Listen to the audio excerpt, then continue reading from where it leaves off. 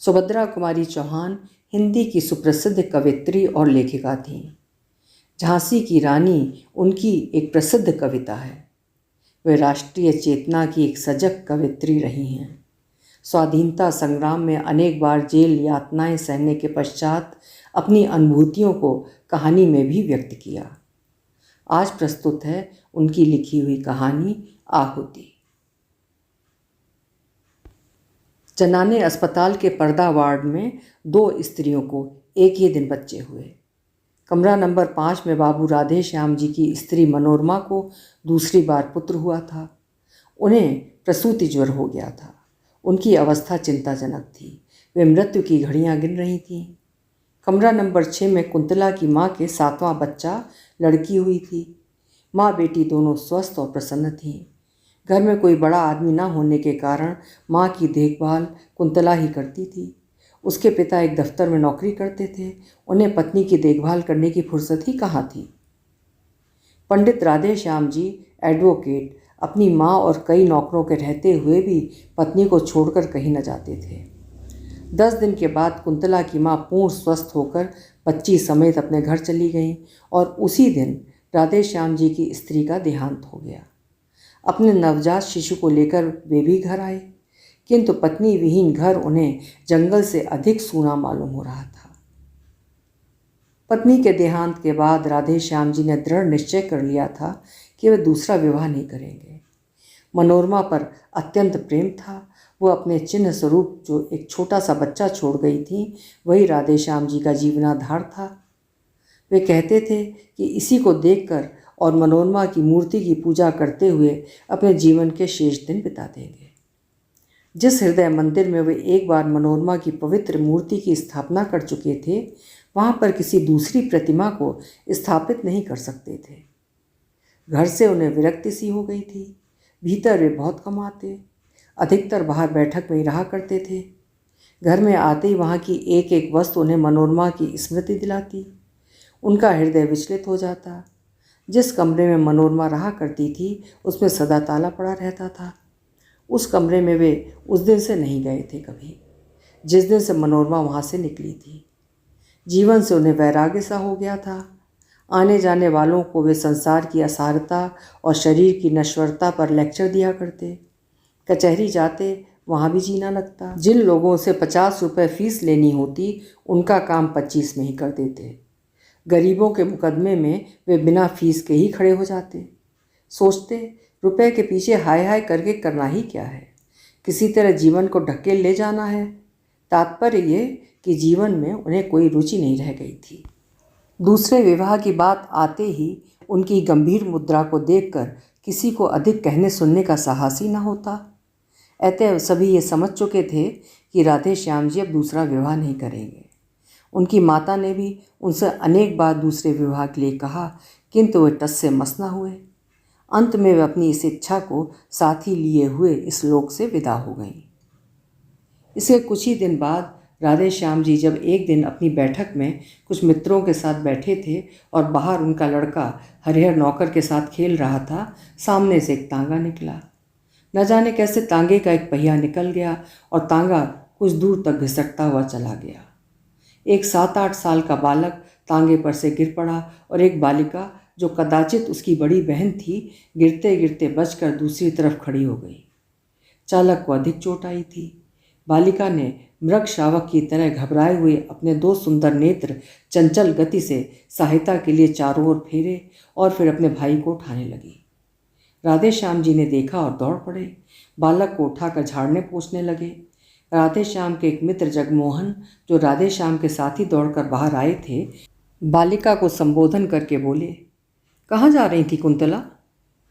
मौसी के घर जनेऊ है, वहीं अम्मा के पास जा रही थी, कुंतला ने शर्माते हुए कहा।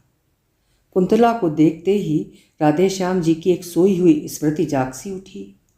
दूसरा तांगा बुलवाकर कुंतला को उसमें बैठाकर उसे रवाना करके राधे श्याम जगमोहन के साथ अपनी बैठक में आ गए। एक दिन बाती बात में राधे श्याम ने जगमोहन से पूछा, भाई वो किसकी लड़की थी जो उस दिन तांगे पर से गिर पड़ी थी? जगमोहन ने बतलाया कि वो पंडित नंद किशोर तिवारी की कन्या है, पढ़ी लिखी, गृह कार्य में कुशल और सुंदर होने पर भी धनाभाव के कारण वो अभी तक कुमारी है। बेचारे तिवारी जी 50 रुपये माहवार पर एक ऑफिस में नौकर हैं। बड़ा परिवार है, 50 रुपये में तो खाने पहनने को ही मुश्किल से पूरा पड़ता होगा। फिर लड़की के विवाह के लिए 2-3 हज़ार रुपये कहाँ से लावें? काने कुब्जों में तो बिना बहरौनी के कोई बात ही नहीं करता। कष्ट में हैं वे बेचारे। लड़की सयानी है, पढ़ा लिखा कर किसी मूर्ख के गले में भी तो नहीं बांधते बनता। एक बार तिवारी जी पर उपकार करने की सद्भावना से राधे श्याम जी का हृदय आतुर हो उठा, किंतु तुरंत ही मनोरमा की स्मृति ने उन्हें सचेत कर दिया। तिवारी जी पर उपकार करना मनोरमा को हृदय से भुला देना था। राधे श्याम को जैसे कोई भूली बात याद आ गई हो। वे अपने आप ही सिर हिलाते हुए बोल उठे, नहीं, ये कभी नहीं हो सकता। राधे श्याम के हृदय की हलचल को जगमोहन ने ताड़ लिया। वार करने का उन्होंने यही उपयुक्त अवसर समझा। संभव है निशाना ठीक पड़े। तुम क्या कहते हो राधे श्याम? है ना लड़की बहुत सुंदर, पर बेचारी को कोई योग्य वर नहीं मिलता। अगर तुम इससे विवाह कर लो तो कैसा रहे? राधे श्याम उदासीनता से बोले, भाई लड़की सुंदर तो जरूर है, पर मैंने तो विवाह न करने की प्रतिज्ञा कर ली है। जगमोहन उत्साह भरे शब्दों में बोले, अरे छोड़ो भी, ऐसी प्रतिज्ञा तो पत्नी के देहांत के बाद सभी कर लेते हैं। उसके माने ये थोड़े है कि फिर कोई विवाह करता ही नहीं। अरे भाई, जन्म और मृत्यु जीवन में लगा ही रहता है। संसार में जो पैदा हुआ है वो मरेगा, जो मरा है वो फिर आएगा। रंज किसे नहीं होता, किंतु उस रंज के पीछे बैरागी थोड़ी बन जाना पड़ता है। और फिर अभी तुम्हारी उम्र ही क्या है? यही ना 35-36 साल की। बस जीवन भर तपस्या करने की बात है। बिना स्त्री के घर जंगल से भी बुरा रहता है। ब्रजेश की माँ 4 दिनों के लिए मैके चली जाती है तो घर जैसे काटखाने दौड़ता है। राधे श्याम बोले, ये कोई बात नहीं है जगमोहन, घर से तो मुझे कुछ मतलब नहीं है। जिस दिन मनोरमा का देहांत हुआ मेरे लिए घर घर ही नहीं रह गया। बात इतनी है कि बच्चे की देखभाल करने वाला अब कोई नहीं है। अम्मा थी तब तक तो कोई बात ना थी, पर अब बच्चे की कुछ भी देखभाल नहीं होती। नौकरों पर बच्चे को छोड़ देना उचित नहीं, और मैं कितनी देखभाल कर सकता हूँ, तुम ही सोचो। परिणाम ये हुआ कि बच्चा दिनों दिन कमज़ोर होता जा रहा है। राधे श्याम का विवाह कुंतला के साथ हो गया। उनकी उजड़ी हुई गृहस्थी में बाहर आ गई। मनोरमा के बंद कमरे का ताला खोलकर उनके चित्रों पर हल्की रंगीन जाजिम का पर्दा डाल दिया गया। उस घर में फिर से नूपुर की मधुर ध्वनि सुनाई पड़ने लगी। चतुर गृहिणी का हाथ लगते ही घर फिर स्वर्ग हो गया। कुंतला की कार्य कुशलता और बुद्धि की कुशाग्रता पर राधे श्याम मुग्ध थे। कुंतला के प्रेम के प्रकाश से उनका हृदय आलोकित हो उठा। अब वहाँ पर मनोरमा की धुंधली स्मृति के लिए भी स्थान न था। वे पूर्ण सुखी थे। राधे श्याम जी ने दूसरा विवाह किया था, संभवतः हरिहर की देखभाल के लिए ही, किंतु इस समय कुंतला को हरिहर से अधिक राधे श्याम की देखभाल करनी पड़ती थी।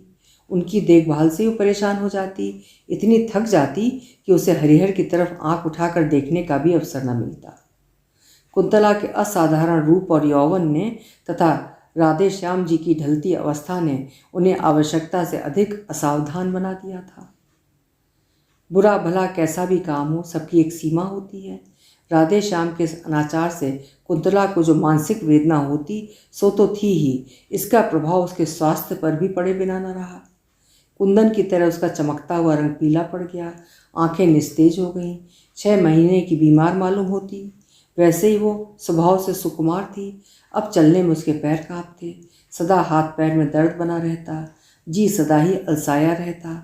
खाट पर लेट जाती तो उठने की हिम्मत न पड़ती। कुंतला की इस अवस्था से राधे श्याम अनभिज्ञ हों सो बात ना थी, उन्हें सब मालूम था। कभी कभी ग्लानि और पश्चाताप उन्हें भले ही होता, किंतु लाचार थे। कहते हैं ढलती उम्र का विवाह और दूसरे विवाह की सुंदर स्त्री मनुष्य को पागल बना देती है। था भी कुछ ऐसा ही। कुंतला अपने जीवन से कुछ बेजार सी हो रही थी, किंतु वो राधे श्याम को किस प्रकार रोक सकती थी? वो तो उनकी विवाहिता ठहरी। 7 भावरें फिर लेने के बाद घनश्याम को उसके शरीर पर पूरी मोनोपोली सी मिल चुकी थी ना। इधर कुछ दिनों से शहर में एक स्त्री समाज की स्थापना हुई थी। एक दिन उसकी कार्यकारिणी की कुछ महिलाएं आकर कुंतला को निमंत्रण दे गईं। कुंतला ने सोचा, अच्छा ही है, घंटे 2 घंटे घर से बाहर रहकर अपने इस जीवन के अतिरिक्त भी देखने और सोचने समझने का अवसर मिलेगा। उसने निमंत्रण स्वीकार कर लिया। वहाँ गई भी। वहाँ जितनी स्त्रियों ने भाषण पढ़े या दिए, कुंतला ने सुने। उसने सोचा वो इन सबसे अधिक अच्छा लिख सकती है और बोल सकती है। घर आकर उसने भी एक लेख लिखा। विषय था भारत की वर्तमान सामाजिक अवस्था में स्त्रियों का स्थान। राधे श्याम जी ने लेख देखा, बहुत ही प्रसन्न हुए। लेख लिए हुए वो बाहर गए। बैठक में कई मित्र बैठे थे, उन्हें दिखलाया। सभी ने लेखिका की शैली एवं सामयिक ज्ञान की प्रशंसा की। अपने एक साहित्य सेवी मित्र अखिलेश्वर को लेकर राधे श्याम भीतर आए। कुंतला को पुकार कर बोले, कुंतला, तुम्हारा लेख बहुत ही अच्छा है। मुझे नहीं मालूम था कि तुम इतना अच्छा लिख सकती हो, नहीं तो तुमसे सदा लिखते रहने का आग्रह करता।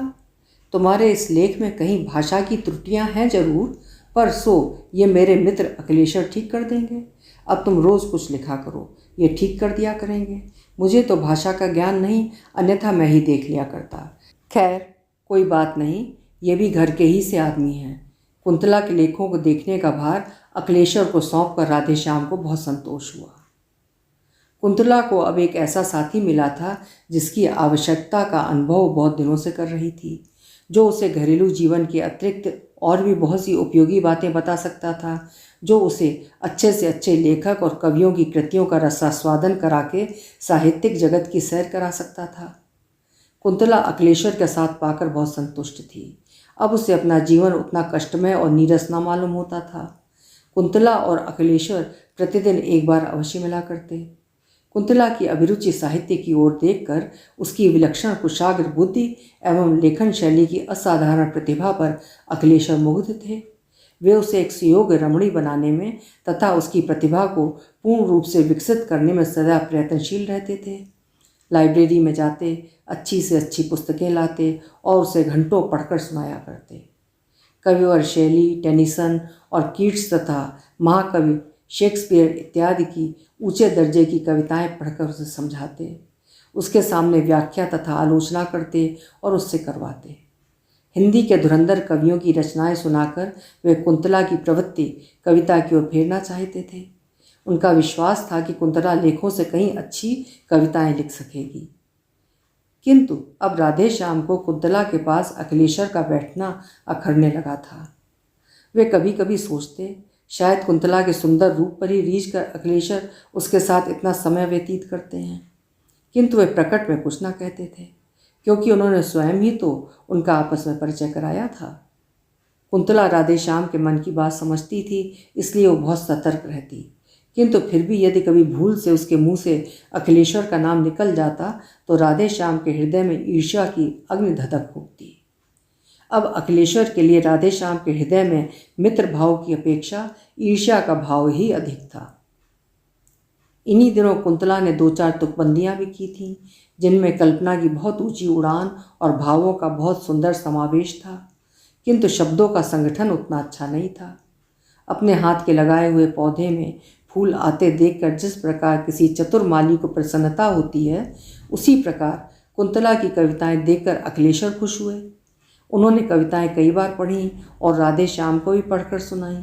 कुंतला की बुद्धि की बड़ी प्रशंसा की, किंतु राधे श्याम खुश न हुए। उन्हें ऐसा मालूम हुआ कि जैसे कुंतला ने अखिलेश्वर के विरह में ही विकल होकर ये कविताएं लिखी हैं। अखिलेश्वर निष्कपट और निस्वार्थ भाव से कुंतला का शिक्षण कर रहे थे। उन्हें कुंतला से कोई विशेष प्रयोजन न था। कुंतला के इस शिक्षण से उन्हें इतना ही आत्मसंतोष था कि वे साहित्य की एक सेविका तैयार कर रहे हैं, जिसके द्वारा कभी न कभी साहित्य की कुछ सेवा अवश्य होगी। राधे श्याम के हृदय में इस प्रकार उनके प्रति ईर्ष्या के भाव प्रज्वलित हो चुके थे। इसका उन्हें ध्यान भी न था, क्योंकि उनका हृदय निर्मल और पवित्र था। अखिलेश्वर कई दिनों तक लगातार बीमार रहने के कारण घर के बाहर न निकल सके। खाट पर अकेले पड़े पड़े धनिया गिनते हुए उन्हें अनेक बार कुंतला की याद आई। कई बार उन्होंने सोचा कि उसे बुलवा भेजें, फिर जाने क्या आगा पीछा सोच कर वे कुंतला को न बुला सके। इधर कई दिनों से अखिलेश्वर का कुछ भी समाचार न पाकर कुंतला भी उनसे मिलने को उत्सुक थी। वो बार बार सोचती, एकाएक इस प्रकार आना क्यों बंद हो गया। क्या बात हो गई? किंतु वो अखिलेश्वर के विषय में राधेश्याम से कुछ पूछते हुए डरती थी। इसी बीच एक दिन कुंतला की माँ ने कुंतला को बुलवा भेजा। राधेश्याम कुंतला से यह कहकर कि जब तांगा आवे तुम चली जाना, कचहरी चले गए। कुंतला माँ के घर जाकर वहाँ से 3 बजे लौट रही थी तो रास्ते में हाथ में दवा की शीशी लिए हुए अखिलेश्वर का नौकर मिला। नौकर से मालूम करके कि अखिलेश्वर बीमार हैं, कई दिनों तक तेज बुखार रहा है, अब भी कई दिन घर से बाहर न निकल सकेंगे। कुंतला अपने को रोक ना सकी। क्षण भर के लिए अखिलेश्वर से मिलने के लिए उसका हृदय व्याकुल हो गया। अखिलेश्वर के मकान के सामने पहुंचते ही तांगा रुकवा कर वो अंदर चली गई। साथ में उसकी छोटी बहन भी थी। अचानक कुंतला को अपने कमरे में देखकर अखिलेश्वर को विस्मय और आनंद दोनों ही हुए। अपनी खाट के पास ही कुंतला के बैठने के लिए कुर्सी देकर वे स्वयं खाट पर बैठ गए और बोले, कुंतला तुम कैसे आ गई? इस बीमारी में तो मैंने तुम्हें बहुत याद किया। इसी समय राधेश्याम जी ने कमरे में प्रवेश किया। कुंतला कुछ भी न बोल पाई। राधेश्याम को देखते ही अखिलेश्वर ने कहा, आओ भाई राधेश्याम, आज कुंतला आई तो तुम भी आए, वरना आज 8 दिन से बीमार पड़ा हूँ। रोज ही तुम्हारी याद करता था, पर तुम लोग कभी ना आए। फिर घड़ी की ओर देखकर बोले, आज 3 ही बजे कचहरी से कैसे लौट आए? राधेश्याम ने रुखाई से उत्तर दिया, कोई काम नहीं था इसलिए चला आया। फिर पत्नी की ओर मुड़कर बोले, चलो चलती हो, मैं तो जाता हूँ। अखिलेश्वर ने बहुत रोकना चाहा पर वे न रुके, चले ही गए। उनके पीछे पीछे कुंतला भी चली। जाते जाते उसने अखिलेश्वर पर ऐसी मार्मिक दृष्टि डाली जिसमें न जाने कितनी करुणा, कितनी विवशता, कितनी कातरता और कितनी दीनता थी। कुंतला चली गई, किंतु उसकी इस करुण दृष्टि से अखिलेश्वर की आंखें खुल गईं। राधेश्याम के आंतरिक भावों को वे अब समझ सके। घर पहुंचकर कुंतला कुछ न बोली। वो चौके में चली गई। कुछ ही क्षण बाद उसने लौटकर देखा कि उसके लेख, कविताएं, कॉपियाँ, पेंसिलें और अखिलेश्वर द्वारा उपहार में दी हुई फाउंटेन पेन सब समेटकर किसी ने आग लगा दी है। उसी अग्नि में अखिलेश्वर का वह प्यारा चित्र जो कुछ ही क्षण पहले ड्राइंग रूम की शोभा बढ़ा रहा था, धू धू करके जल रहा है और ऊपर उठती लपटें मानो कह रही हैं, कुंतला, ये तुम्हारे साहित्यिक जीवन की चिता है। अभी आप सुन रहे थे सुभद्रा कुमारी चौहान जी की लिखी हुई कहानी आहुति। स्वर दिया था मैंने, यानी सीमा सिंह।